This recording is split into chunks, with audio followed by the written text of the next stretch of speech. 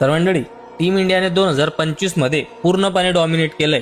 ICCचे 3 format असतात, एक ODI, taste आणि T20 आहे. या तिघ फॉर्मॅटमधून टीम इंडिया 2 फॉर्मॅटमध्ये 1 नंबरवर आहे. एक ODI आणि दुसरा T20 फॉर्मॅटमध्ये टीम इंडिया 1 नंबरवर राहिली 2025च्या शेवटपर्यंत.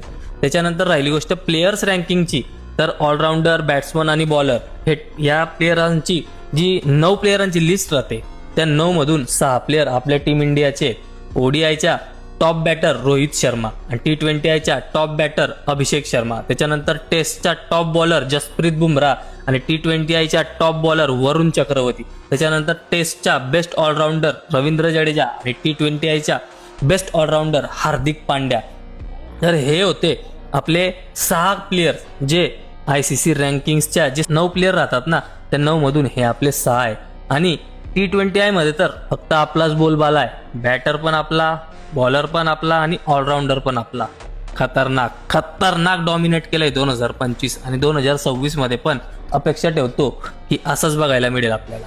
तुम्हाला काय वाटतं, ही रँकिंग बरोबर आहे का काही वर खाली व्हायला पाहिजे होतं? कमेंट करून सांग.